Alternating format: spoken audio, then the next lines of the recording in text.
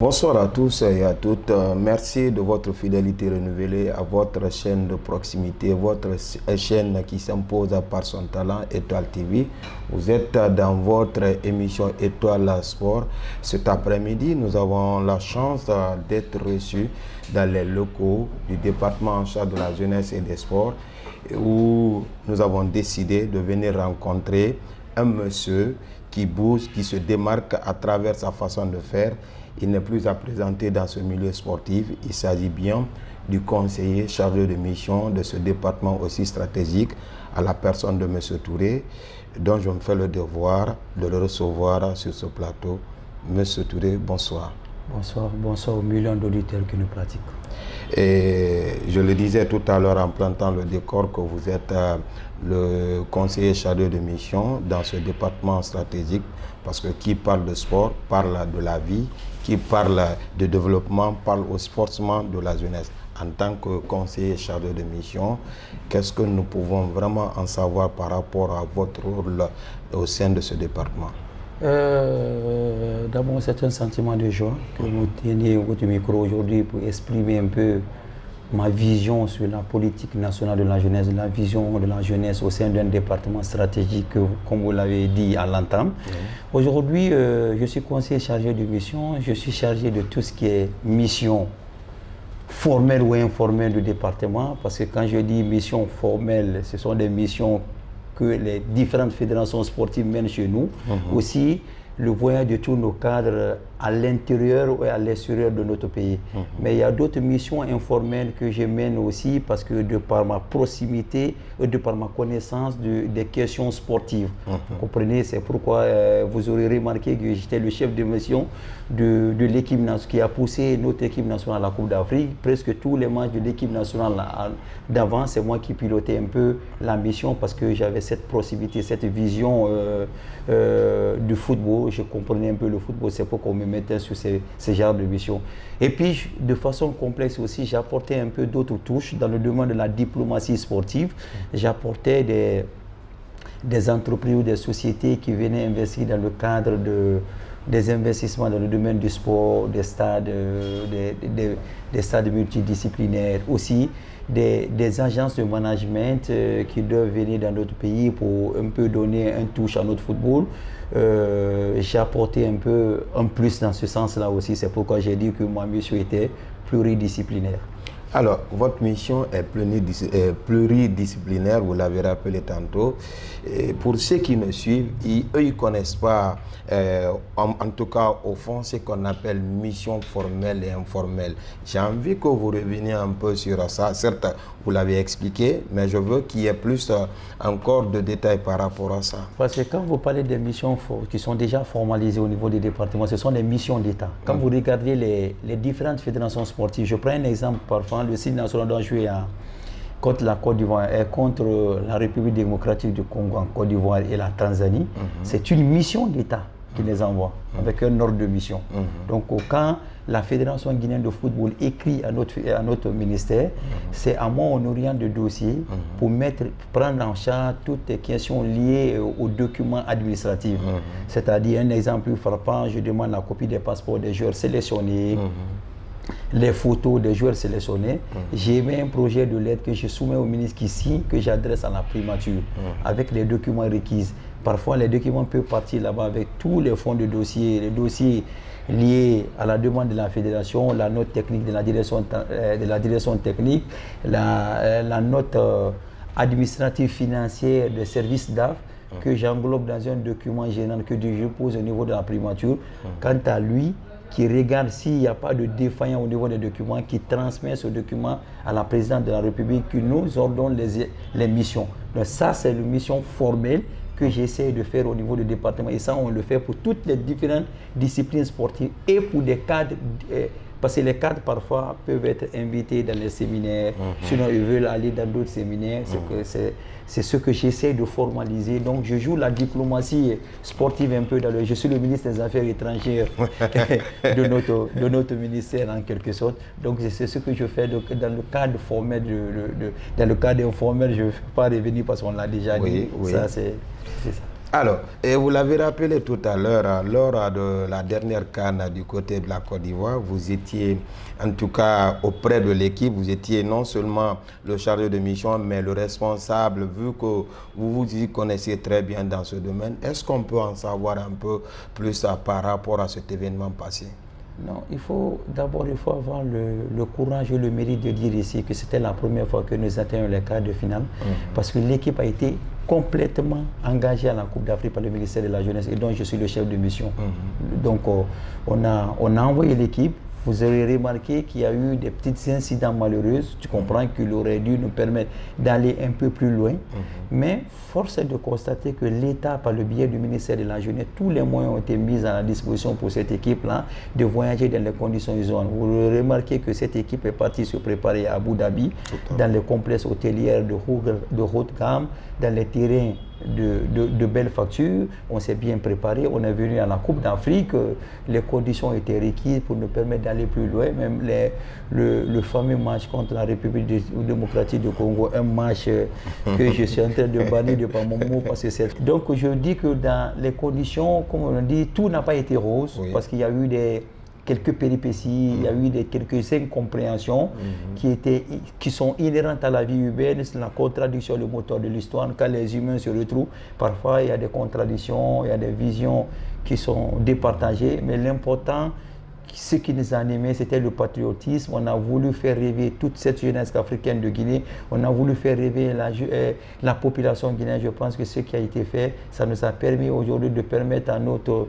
jeunesse de croire à notre équipe et que c'est une équipe qui était en train de se consolider, de se créer.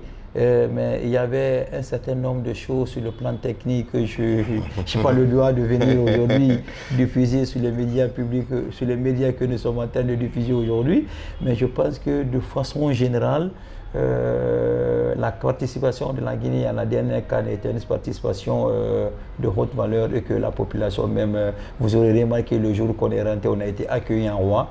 On est parti même voir le président de la République qui était satisfait de cette équipe, qui a mis ses recommandations. Je pense que ce sont des recommandations que nous allons suivre avec brio et beaucoup d'intelligence. Alors, en tant que chargé de mission, c'est que vous n'êtes pas seulement pour une fédération, vous êtes là pour toutes les fédérations nationales. À date, on peut dénombrer une trentaine de fédérations. Tout à fait. Alors, c'est vous qui êtes le trait d'union entre le département et la primature. Souvent, on apprend que oui, et dans l'exécution ou dans la délivrance des ordres de mission, qu'il y a des retards. En tant que chargé de mission, est-ce que vous avez des difficultés pour l'exécution de vos différentes tâches? Non, je te dis que rien n'est gagné sur cette terre-là. Rien n'est gagné. Dans chaque œuvre humaine, il y a parfois des difficultés. C'est à toi, dans ta façon de manager, dans ta façon de comprendre, que tu transcendes tout cela. Mais comme on dit que les difficultés sont inhérentes à la vie humaine, sinon, l'année passée, nous avons travaillé sur un document stratégique qui s'appelait le plan-programme.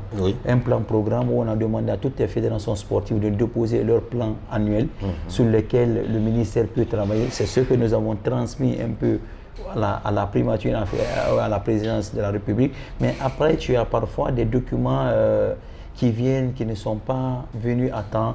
Les problèmes sont aussi liés à une organisation interne au niveau de ces fédérations sportives. Parfois, il y a des documents que nous demandons dont les fédérations sportives ne fournissent pas à temps, qui font que parfois il y a des problèmes. Mais aussi, il faut le reconnaître que toutes ces fédérations, si vous remarquez l'année passée, il y a toutes ces fédérations sportives qui sont sorties de notre pays, qui sont sorties compétir. Donc ça a des coûts financiers à l'État. Donc parfois, on n'a pas la chance d'avoir les retombées financières à temps.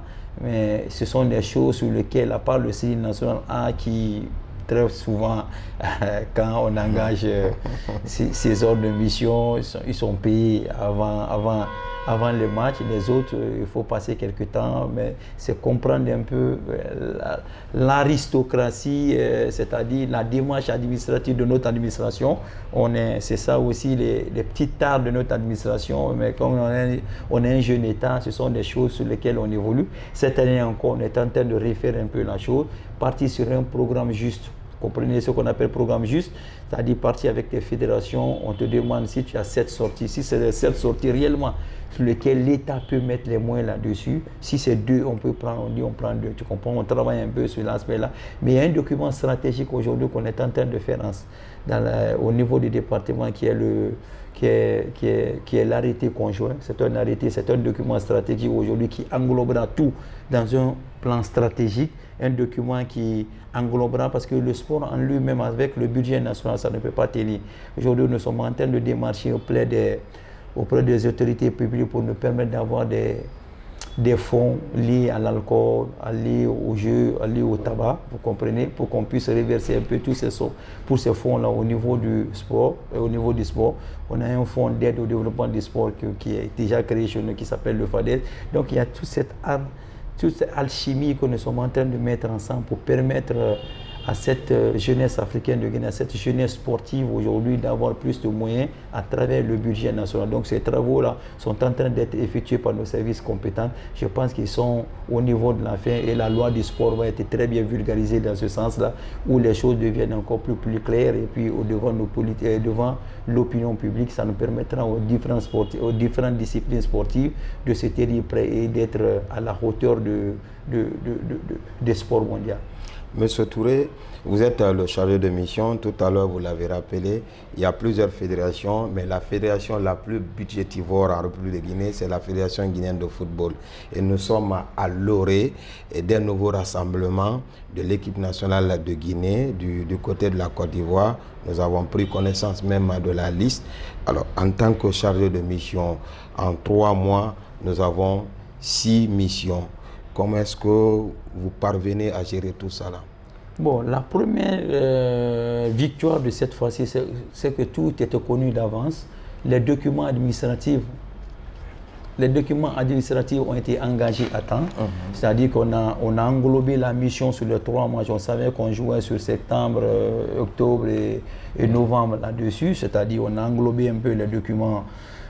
Ensemble, on a déposé au niveau, donc on savait à quoi on joue, parce que cette fois-ci, on ne trébuchait pas pour voir le calendrier, on joue de l'autre côté. Donc ça a été facile pour le département. Après, le coût financier, il y a eu des incidents, je ne dirais pas malheureux, mais au niveau de cette sélection, vous aurez remarqué, après les Jeux Olympiques, il y a eu un changement qui a été effectué au niveau de l'encadrement technique. Donc il y a un directoire qui a été composé par la nouvelle fédération guinéenne de football.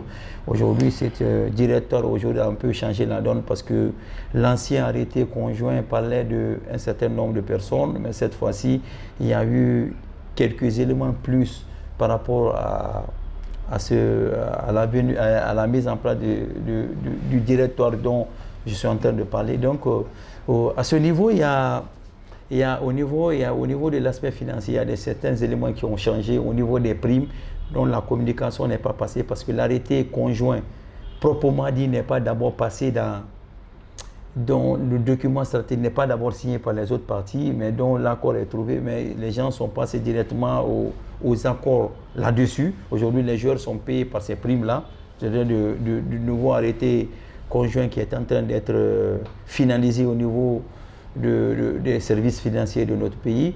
Donc c'est ça, ce sont des dispositions pratiques qui ont été prises. Je pense que ce sont les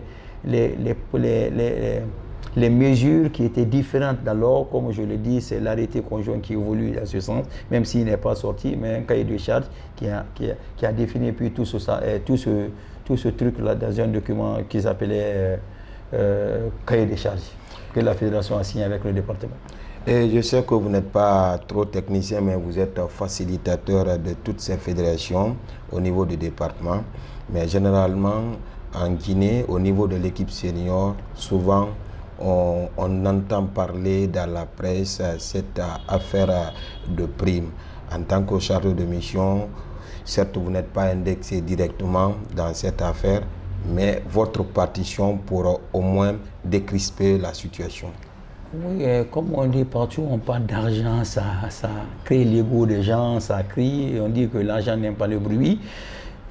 Comme je l'ai dit à l'entame ici, on avait travaillé sur un document stratégique qui s'appelait un plan-programme. Dans le plan-programme, il y a un arrêté conjoint, c'est un document juridique qui encadre toutes les fédérations sportives et le ministère de la Jeunesse et des Sports. Ça, c'est des documents sur lesquels on n'invente pas la roue. Ça, c'est des choses qui sont connues. Vous comprenez? Le football, comme vous le savez, il y a des gens qui, parfois, de par leur malice personnelle, ont voulu mettre leur ego surdimensionné sur l'État guinéen en demandant plus à l'État guinéen.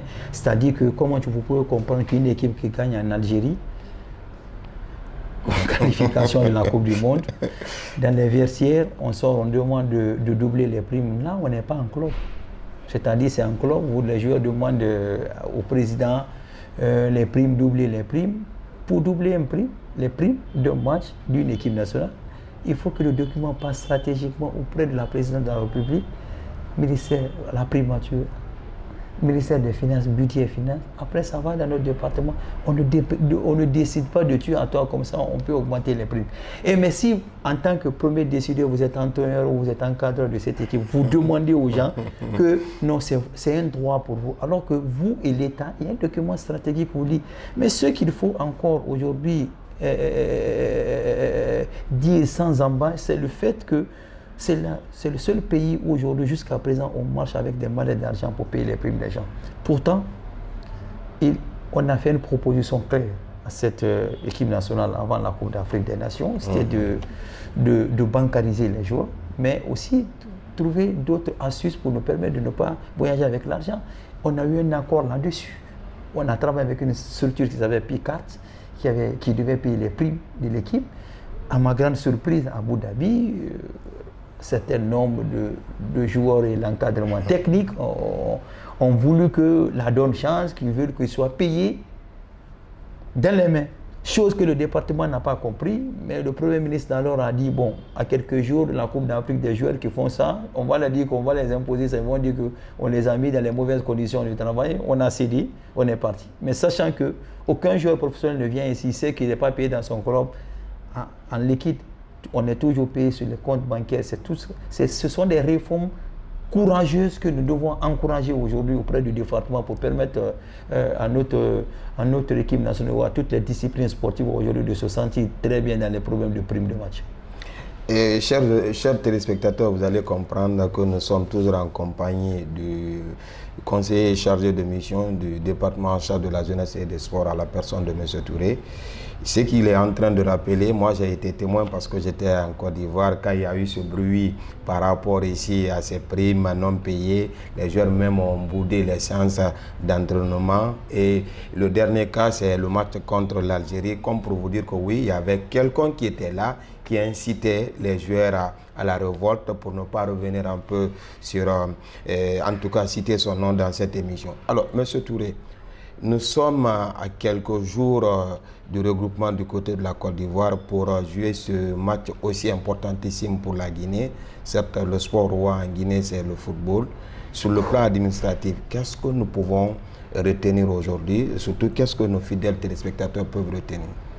D'abord, moi, c'est un sentiment de satisfaction parce que nous avons commencé cette campagne-là avec 2 défaites. Donc, on était tous découragés, mais force est de constater avec cette énergie positive, la venue de Michel Ducy et puis l'alchimie aujourd'hui qui se retrouve dans cette équipe. Parce que quand je dis l'alchimie, il faut comprendre que cette équipe-là a joué sur le plan offensif avec un joueur. On a le meilleur attaquant africain aujourd'hui qui s'est retrouvé dans les meilleures conditions dans le jeu.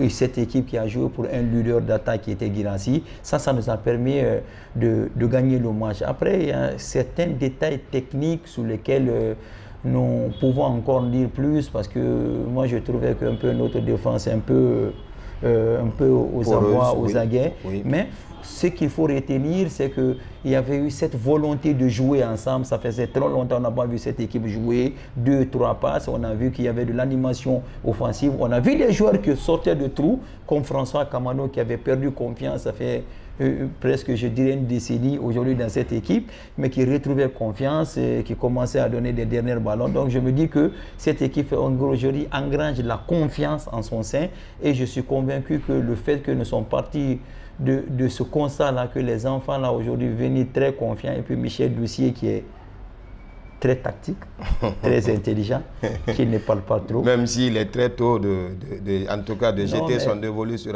Michel, il n'a joué que 2 matchs contre l'équipe la plus faible du groupe. Non, mais c'est ce qu'il faut encourager, ce qu'il faut soutenir dans le jeu, c'est la démarche offensive qui a été mise, le projet du jeu qui a été mis en place.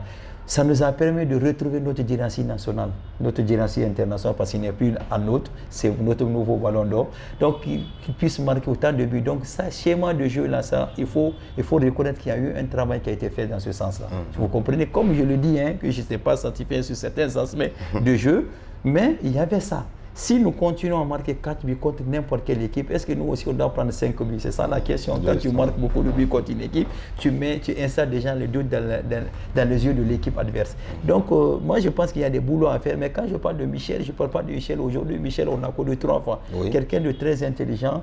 Je n'ai jamais vu Michel prendre une équipe guinéenne qui avait autant de mérite d'effectifs de grandeur comme l'effectif là. Parce que les effectifs qu'il avait préconçus avant quand il était là, quand tu vois la qualité de l'équipe, la qualité du jeu qu'il mettait en place, tu ne peux que tirer chapeau pour lui. Aujourd'hui, il a une équipe très forte avec le meilleur attaquant africain dans ses rangs. Je pense qu'il y a quelque chose à faire. Au niveau administratif, l'État met toujours les moyens qu'il faut. Je suis convaincu que, je suis convaincu, c'est ce qui va être fait.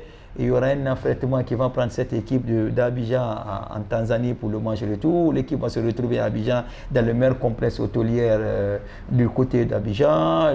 Au niveau administratif, les primes seront engagées à temps parce que nous savons que nous jouons la dernière ligne droite, c'est notre qualification qui est en jeu. Comme on l'a dit, je l'ai dit à l'entame ici, que les 6 matchs ont été engagés à la fois. Donc au niveau de la bureaucratie administrative, il n'y aura pas des petits retards dans ce sens. Je sais que les conditions sont déjà requises pour permettre à cette équipe de voyer dans les meilleures conditions et de bouger pour permettre à cette génération de nous faire rêver de vivre la CAN 2025 de l'autre côté au Maroc. Alors, chers téléspectateurs, vous devez comprendre que Michel Dussier risque de rentrer positivement dans l'histoire du football guinéen parce qu'il n'est pas à sa première expérience. Et en 2004, il nous a permis d'atteindre l'étape des quarts de finale. En 2012, on était ensemble du côté de Malabo et du Gabon. Et cette année encore, la fédération a finalement décidé de faire appel à Michel Dussier, qui a déjà donné de l'espoir à ce peuple de Guinée. Alors, Monsieur Touré, quand vous prenez cette équipe nationale de Guinée, nous avons une perle rare aujourd'hui qui s'appelle Serhou Guirassy. Ballon d'or. Qui est forcément le potentiel futur ballon d'or africain. Ouais. De votre côté, en tant que conseiller chargé de mission, mais aussi relevant d'un département qui gère tous les sports en République de Guinée, mais aussi de la jeunesse, qu'est-ce qui est fait pour accompagner ce monsieur pour qu'il rentre positivement dans l'histoire du football africain, vu que depuis que la Guinée s'est retrouvée à ce stade, il n'y a eu qu'un seul Guinéen qui a décroché ce trophée majeur? Non, pour répondre de façon clairement à ta question, le premier magistrat de notre pays l'a déjà fait une déclaration où il a dit Guirassy Ballon d'Or. C'est le président de la République. La diplomatie sportive qui est en train d'être menée, moi je sais qu'il y a des journalistes aujourd'hui qui travaillent d'arrache-pied, comme vous êtes en train de dire. C'est notre façon de promouvoir ce métier, la promotion du Made in Guinée. Je sais qu'il y a des gens qui sont en train de mener une diplomatie sportive dans ce sens. Beaucoup de personnes travaillent parce qu'aujourd'hui, et c'est la valeur intercepte du joueur, mais aussi qu'est-ce que l'État apporte à ce joueur-là pour le permettre. Aujourd'hui, quand vous rentrez dans notre département, c'est la photo de Guirassy dans nos bureaux, dans nos salles de réunion. On fait déjà le ballon d'or. Mais le ballon d'or, il n'est pas seulement invisible, il est aussi parfois invisible. C'est pourquoi nous demandons à toute cette jeunesse africaine, toute cette couche sportive que vous êtes des journalistes il y a des journalistes dont je connais qui sont là à l'heure où je vous parle là, qui doivent aller dans les institutions internationales pour discuter du devenir de Guirassy. C'est pour te dire que le problème de Guirassy est devenu une cause mondiale, c'est pas une cause seulement africaine. Tout le monde y adhère, mais aujourd'hui, il est important que la diplomatie sportive de notre pays encore bouge de plus. Il est important que nous puissions gagner beaucoup de chaînes de télévision permettre à des journalistes comme la vôtre de venir aujourd'hui défendre un peu le bilan, parce que nous avons affaire à un adversaire qui n'est pas de moindre, c'est un adversaire très coriace qui ne démérite pas aussi, qui est Ademola Lookman aujourd'hui. Mais nous sommes convaincus que notre ballon d'or est au-dessus de lui et cette fois-ci, nous allons gagner, ça sera la bonne pour notre pays. Alors, M. Touré, nous sommes presque à la fin de cet entretien. Vous êtes l'homme à tout faire. Quand il y a visibilité en termes de déplacement au niveau de toutes les disciplines, c'est que ça dépend forcément de votre participation. Est-ce que vous avez un message à lancer à l'endroit de nos autorités sportives, mais à l'endroit même du premier magistrat de la République, vu que nous avons notre destin en main, nous voulons se qualifier pour cette CAN, mais aussi accompagner notre futur ballon d'or qui s'appelle Serhou Guirassy? Mon appel est pressant, c'est-à-dire il y a déjà eu un travail depuis l'avènement du CNRD. Le président de la République n'a cessé d'aider la jeunesse africaine de Guinée dans le domaine des sports. Mais force est de constater, comme on l'a dit, que la nature humaine a besoin n'a pas besoin de vide. Il est important que tous les autres départements ministériels puissent comprendre que le sport englobe nous tous. Quand le Série national gagne, c'est la seule chose qui peut permettre à tout un pays d'être ensemble à un moment donné. Tout le monde gagne. Il ne faudrait pas qu'on voie la jeunesse, le ministère des Sports, le ministère de la Jeunesse comme un ministère de budgétivore. C'est un ministère aujourd'hui qui donne la joie pour toute la population guinéenne. C'est pourquoi le président de la République parfois donne des grands ordres, parce qu'aujourd'hui on ne peut pas comprendre aujourd'hui que le président, le premier magistrat avait dit ici qu'il y ait CAN, qu'il n'y ait pas CAN. On devait avoir nos installations sportives. Aujourd'hui, nous avons les talents. Le basket fait partie des 10 meilleurs pays africains. Aujourd'hui, nous sommes parmi les 8 meilleurs pays africains en matière de football. Si on recevait l'ensemble de matchs et que nos baskets handball jouaient ici, on permettait à l'écosystème de bouger, parce qu'on allait permettre à tous ces hôtels de manger, à toutes ces personnes-là qui vivent avec le sport de bouger, de permettre de gagner de l'argent, et qu'on allait organiser beaucoup d'événements sportifs. Moi, c'est cet appel-là que j'engage un peu aux autorités sportives d'aider la Guinée, de mettre de l'argent, de donner de l'argent au ministère de la Jeunesse et des Sports pour finaliser les 2 stades et les autres projets DTS dans les quartiers, pour permettre de finaliser tous ces projets-là, ce qui permettra à notre jeunesse de plus de s'épanouir, et plus cette jeunesse puisse se donner une certaine grandeur à notre sport. Aussi, je demanderai au branding national d'accompagner notre Guirassy, notre ballon d'or, parce que nous avons des éminents journalistes aujourd'hui qui peuvent aller sur d'autres chaînes internationales, défendre un peu le bilan de notre ballon d'or Serhou Guirassy, parce que, comme je le dis, c'est des mots que j'emploie, c'est de la diplomatie sportive. La diplomatie sportive aujourd'hui obéit à ces normes. Donc il faut qu'on leur donne un peu quelques petits moyens pour les permettre de bouger, de faire un peu la promotion de notre chère Guinée, mais aussi de faire la promotion de notre ballon d'or, parce que quand il est ballon d'or, c'est toute la Guinée qui est fière, c'est le monde qui est fier de nous, donc c'est une visibilité pour notre pays. Guinée 2040 passe par le ballon d'or de Serhou Guirassy. Merci M. Touré. C'est moi qui vous remercie. Chers téléspectateurs, vous avez compris, nous sommes à la fin de cette émission où nous avons eu la chance d'être reçus dans les locaux du ministère en charge de la jeunesse et des sports. Cet entretien a été réalisé dans ce bâtiment flambant neuf en compagnie de son chargé de mission à la personne de M. Touré. Tout le plaisir a été pour moi de vous servir dans cet autre numéro. À la partie technique, il y avait Nabi et Youssouf Souma qui a réalisé cette émission. À la caméra, Djibril Biz Souma. Merci pour votre attention. Retenez bien que le développement de la Guinée passe forcément par le développement sportif. Merci. C'est un plaisir. Le plaisir est partagé.